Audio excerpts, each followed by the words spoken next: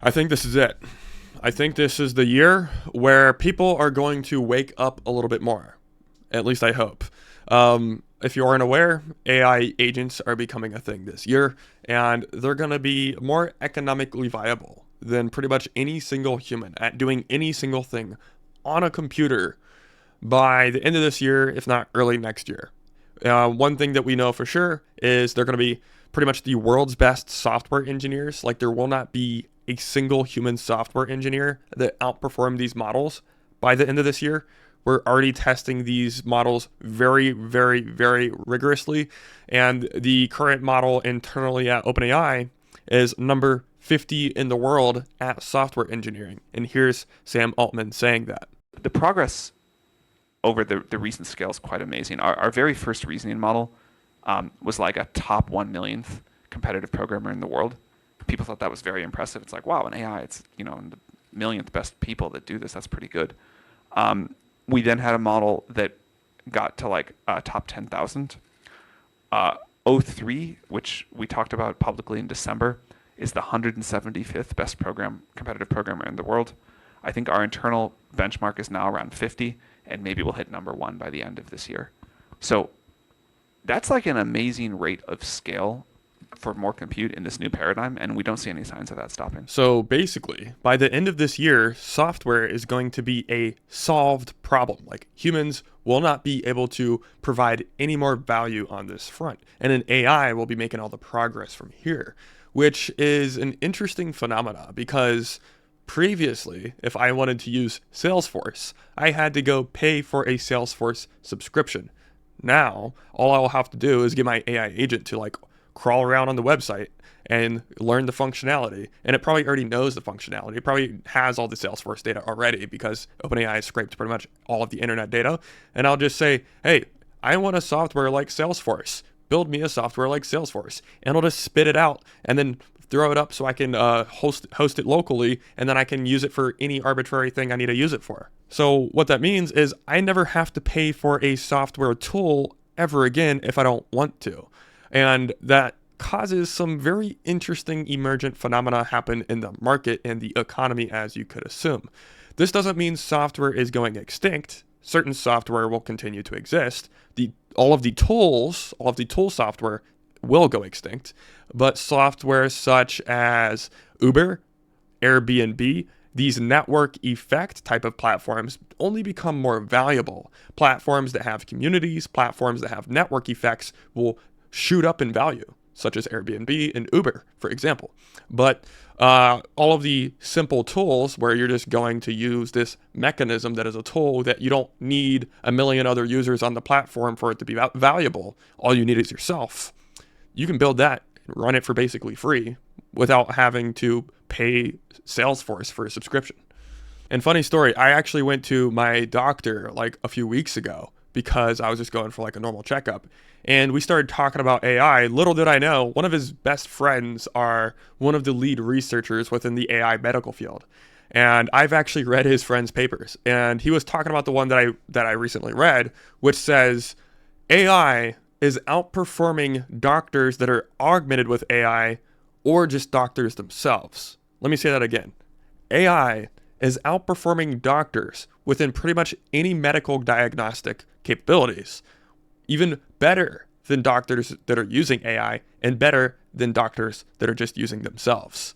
Meaning it's probably less ethical for a doctor to be in the room. It's more ethical to just have an AI be the doctor. And I'm willing to bet over a long enough time horizon, a lot of doctors won't exist. We'll just have AIs doing all of our medical stuff. If you were paying attention, you would have also seen the deep research model that was launched from OpenAI. This is the first form of truly agentic abilities that we're seeing from AI, where it's replacing an entire category of work. And if you were keeping up, you probably saw OpenAI launch the deep research, which is effectively a PhD level analyst or researcher for any arbitrary topic you're wanting to give it, whether it's super simple or super complex or extremely cutting edge. This thing is capable of digesting that information information, going out and doing a lot of research for you on that information, and then coming back and giving you a distilled, data-driven document and research paper for you to intuit and understand that information very, very quickly. This is literally a 30x in the velocity of information. This is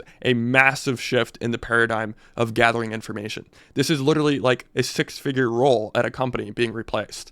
And it's actually like 4 times faster, if not even more fast than any single human at doing what it does. So things are getting a little spicy right there. And if you heard what Sam Altman said, he wants to get deep research. He wants to get the reasoning models. He wants to get the agentic abilities. He wants to get all of these different things and combine them into one model. And here's a clip of him saying that. Going from GPT-3 to GPT-4 really surprised the world. GPT-4 to GPT-5 will be a similar leap. And it's amazing the capability of these models. They're getting so smart that maybe by the time of GPT-5 or 6, maybe you'll say, like, that's enough intelligence. It's already smarter than me. At this point, how do you integrate it? How do you make it easy to use? Can we bring voice mode and canvas and video and all of our features together? And can we have just this one model that can do everything? That knows when to search the web, it knows when to go to a research project, it knows when to write code, it knows when to switch into voice mode. So I think that integration will be the next big milestone after we gain the intelligence side. We want to bring GPT and O together. So we want one integrated model, the AGI, that does everything all together. It knows when to think hard, it knows when to be quick, it can use all the tools. So what Sam Altman is describing here is effectively AGI. By the end of this year, there's going to be hardly any cognitive tasks, maybe almost zero cognitive tasks, especially on a computer, that any individual can outpace this technology in. Things are starting to get real, to say the least. And this starts to beg some pretty interesting questions about, like, okay, well, what does this technology mean for the entire labor market? What does this mean for all of the companies online? Because this technology is, as we mentioned earlier, going to displace software companies. And once as we get this AGI level system that Sam Altman is talking about here, this is going to displace every single online service-based business that is currently in existence. And it'll also uproot all of the employees from those companies, obviously, because if the companies themselves don't exist, the employees at those companies definitely aren't going to be working there. This entire online industry, the entire internet business space is going to be fundamentally disrupted starting in 6 to 12 months from now, which is a pretty important topic to discuss. What does come after that? What is the final version of online business? And I have some pretty interesting topics to discuss there later in the video. Also, where we're going now after this year is the physical world of AI. I think we're going to have the ChatGPT moment in robotics in about 12 to 18 months from now. And they're going to be much better than anybody would like to think. In about 2 to 3 years, I'd be willing to bet that these robots can do pretty much any specific task any human can do within any category of work, including plumbing, including electrical work. These models are becoming super intelligent, super fast, and the robotics will be becoming super good, super fast, especially as we continue to apply AI to the robotics as we're already doing today. So I expect as we get these super intelligent models, I expect the robotics to also become super sophisticated as well, and pretty much blowing anybody's idea of where they would be in a few years out of the water. It would be pretty insane actually to witness where they're actually going to be. It's going to be an interesting time, to say the least. But a good way to think about this technology is we are starting within the realms of generative AI. Obviously, it could generate text, it could generate code, it could generate images, it can generate video, and now it's becoming agentic. And it'll start to saturate all of the things within proximity of this technology first, which is cognitive labor. This is an intelligent system, and then it'll start to get out to the physical world. So it will take a little bit more time for the physical world to be completely saturated, but the digital world is going to be saturated within like a year tops. And maybe there will be some very, very cutting edge things on the internet that some people are just super good at, and they've been doing it for many decades. I still don't think they're going to have a moat there for a long time. I would say by the end of the 2026, I don't think there's going to be any intellectual alpha anybody will possibly have over these models. So that being said, I think all service-based businesses have one conclusion. Whenever any marketing agency, any agency in general won't exist, whenever any physical product software company won't exist, like why would I use Salesforce if I can create Salesforce, as we mentioned earlier? The products that will exist are the network effect products, such as Uber, Lyft, or Airbnb. Those products will continue to exist because they have a network effect. They're not valuable without people on the product. The people are the product of these platforms.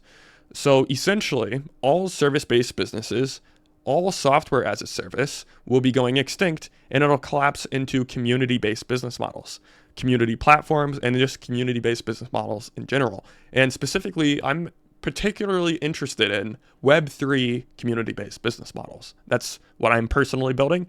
If you'd be interested in learning more about my Web3 community-based business, basically what we do is we are forming a community of entrepreneurs, technologists, and engineers who are really adapting and changing with this technology to make sure we are all staying on the upper cutting edges of the changes. So if that is something you'd be interested in joining, it is the first link in the description below. Currently, it's only $7 per month. It's super cheap. So now is the time to join. The price will be raising soon. Nonetheless, as we do saturate the digital realm with AI, again, everything will collapse into community businesses and network effect platforms. And then over time, we will go into the digital world and we'll also witness a collapse there. But again, it starts within the proximity of this technology, and then it works out, saturating the entire market over time. A good analogy is from AlphaGo. If you're not aware, Go is an ancient Chinese board game. It's been around for many thousands of years. People have been playing this game very, very consistently for a very long time. And there's more moves in this game than there are atoms in the universe. It's obviously a very sophisticated game if it has that, right? So what ended up happening is we trained AlphaGo, which is an AI model, on this game. And over time, it started to beat the world's best Go players. And eventually, it invented brand new game moves that humanity has never seen before, even though we've been playing this game for many thousands of years. And now we're going to witness the same exact thing within the physical game of reality that we are playing as humans every single day. Like literally, we are just playing this game that is bounded by the laws of physics. The same constraints in the game of Go are just basically lifted up a little bit more and spread out a little bit. And now the constraints are the laws of physics. It's still a container. It can still have physical limits that are reached. AI will start to saturate the container of the physical world, and it'll start to do things that are incomprehensible to us as it becomes artificial superintelligence. And Sam Altman actually made an interesting statement recently where he said ASI will be here by 2035. Let's roll the clip.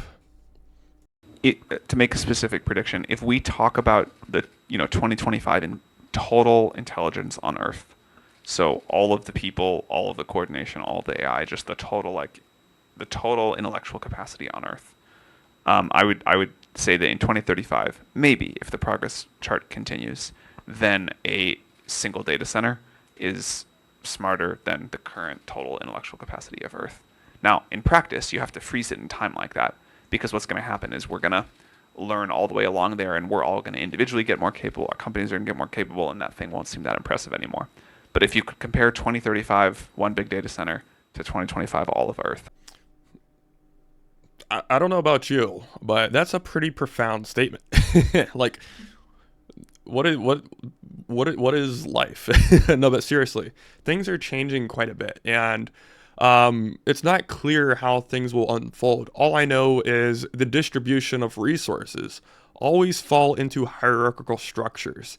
And this is the biggest technological revolution humanity has ever seen. And for every industrial revolution or every technological revolution, there are always two sides. The side that does ride the wave of the technology and the side that gets replaced. All we should be doing as individuals is asking ourselves, what is the new game? How can I set up my initial conditions? How can I find an opportunity vehicle where I can ride the wave of this technology instead of being replaced? And that's kind of what I want to dive into a little bit further here. So, if you want to ask yourself one simple question that answers pretty much everything about where we're going, you should ask yourself, when every single individual has AGI at an individual level, what is there left for humans to buy? Because if you could sell those products, you're going to have a business that is very prosperous in the future. And if you think about it, all online service-based businesses will collapse into a single model. And the same thing with software. All software will collapse into a single model. Because whenever I effectively have the world's best software engineer in my back pocket, I don't need to use any tools. Any software tools are stupid to use because I can just build the tailored tools for my specific use case myself. I don't need your dang software tool. If I want to use your software tool, instead of paying you a monthly subscription, I'm going to get my AI agent to crawl on your website and just print out my own. So the platforms that will have value, will have moats in the future, is going to be the network effect platforms, like Airbnb, for example. The only reason Airbnb is valuable is because there is millions of people on there that have houses that they're renting out. If there wasn't millions of people, the product would be useless. The product isn't the software. The product is the people, the network effect. Same thing with Uber. Software will collapse into network effect type of products, as we discussed. All online service-based businesses, such as marketing agencies or any type of service via an agency service, will die. Or same thing with consulting. We already discussed how these models are better at giving advice than pretty much majority of consultants. So those will also collapse. And the last standing online service-based business model will effectively be subscription-based community businesses. And you can even combine the software platform with this community business to have the network effect platform, similar to like an Airbnb, with a community business. And now you have a valuable product. This is where all of the forces are pushing. All of the market forces are pushing to this one thing. And if you can start building there today, you're going to have first mover advantage and have a product where all of the market will be forced to go in the future. Therefore, you should be building it. And if you do want to build a community, we help our members build communities. You can join first link in the description below. So now, what about the physical world? Obviously, humanoid robots are going to take a little bit longer than AI within a computer. A computer, it's very easy for AGI to just be duplicated, replicated, and propagate pretty much all of the internet. That'll happen pretty quick. The adoption curve will be pretty fast. In the physical world, it'll be a bit slower because we have to manufacture these robots, and they're going to be pretty expensive at first. But eventually, over time, every single house will have a robot. There's going to be billions of these humanoid robots running around. So currently, home service-based businesses are some of the most abundant businesses out there. There's so many home service businesses, like painting businesses, cleaning services, those types of things. In a very near future, those simply will not be needed. Once everybody has a humanoid robot at home, you're not going to need a plumbing business. You're not going to need an electrician.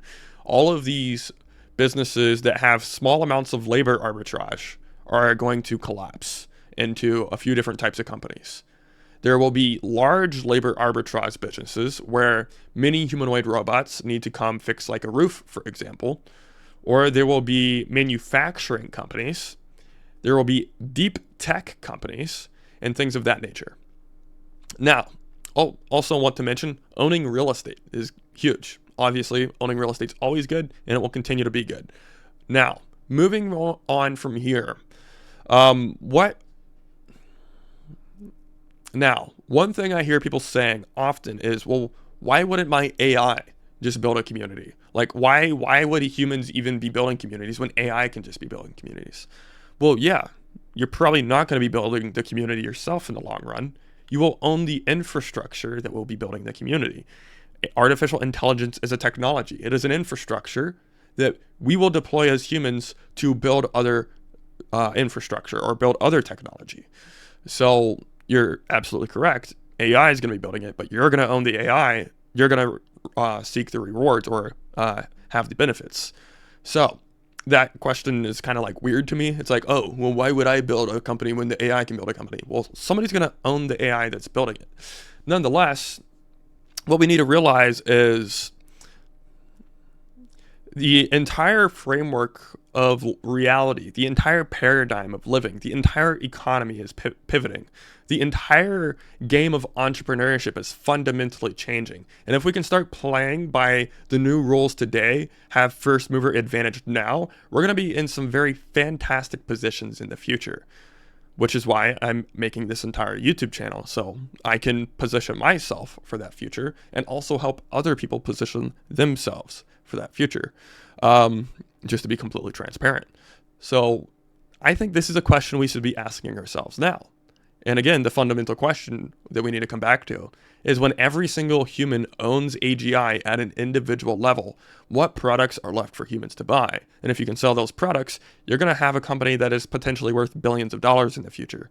And for me personally, what I'm doing, just to share some insights, is I'm starting again with the community-based business, which is why I'm building a community. And from there, I will be able to sprout outwards into the physical world, because the community-based business is a very cheap business model that I can start right now and will be very cash flow positive immediately. And as the cash flow comes in, you will be able to bootstrap other businesses within the physical realm. You'll be able to buy compute, buy possibly 3D printers, whatever technology comes out in the physical world that you could leverage to build a physical world company, such as robotics, is infrastructure that you could buy for a physical world company.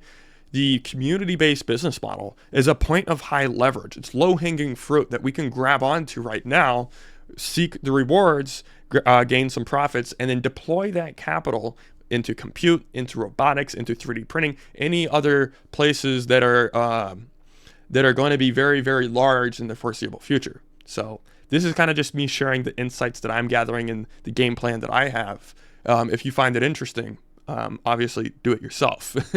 And if you need some help or want a community of valuable people, again, we do have the community linked in the description below.